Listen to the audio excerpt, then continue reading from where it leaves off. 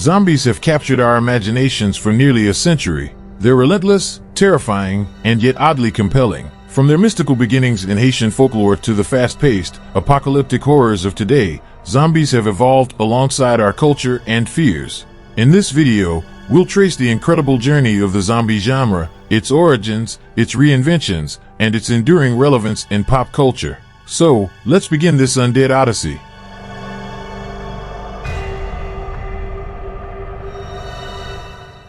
Before zombies became cinematic monsters, they were figures of folklore.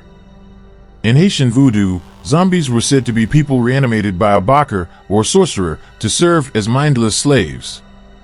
This concept had roots in West African traditions brought over during the transatlantic slave trade.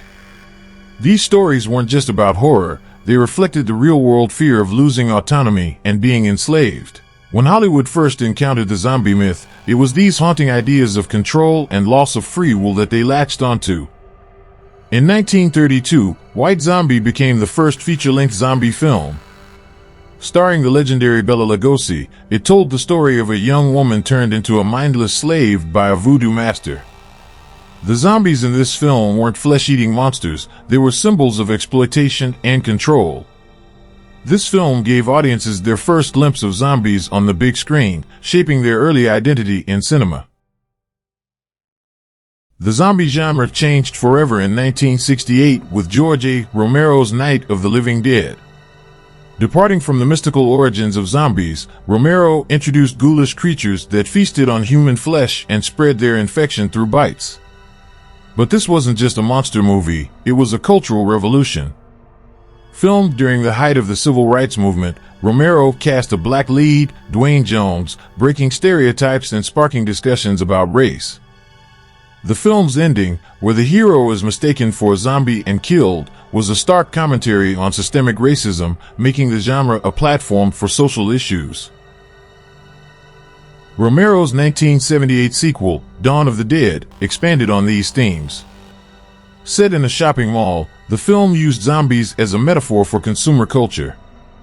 The mindless hordes became a darkly humorous reflection of society's obsession with materialism. Critics praised Romero for blending horror with satire, solidifying his legacy as the father of the modern zombie. In the early 2000s, Danny Boyle's 28 Days Later redefined what zombies could be.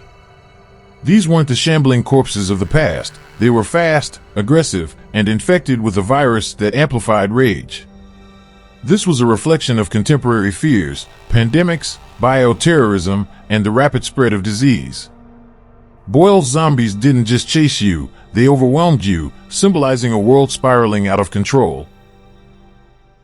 Fast zombies reached their peak spectacle in World War Z. The film traded the intimate horror of survival for a globe-trotting thriller.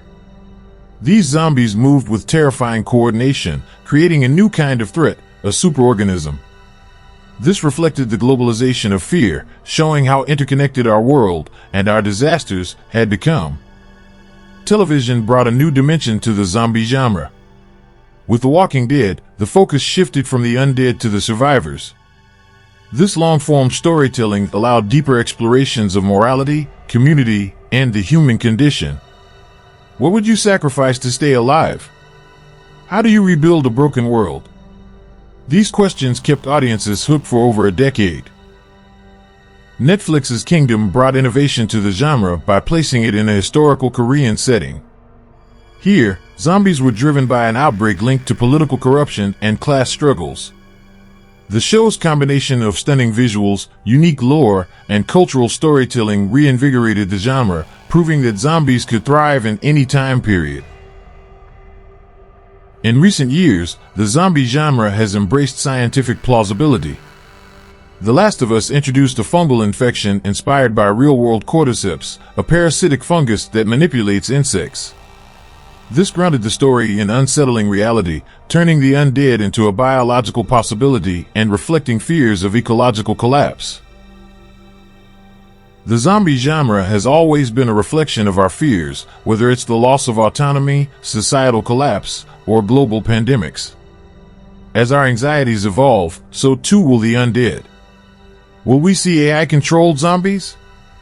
Climate-induced outbreaks? One thing is certain, zombies will continue to shamble, sprint, and terrify for generations to come. From mystical origins to fast-paced horrors, the zombie genre has risen, fallen, and risen again, just like its iconic monsters. It reflects who we are, what we fear, and how we hope to survive. Thank you for joining us on this journey through the evolution of the undead.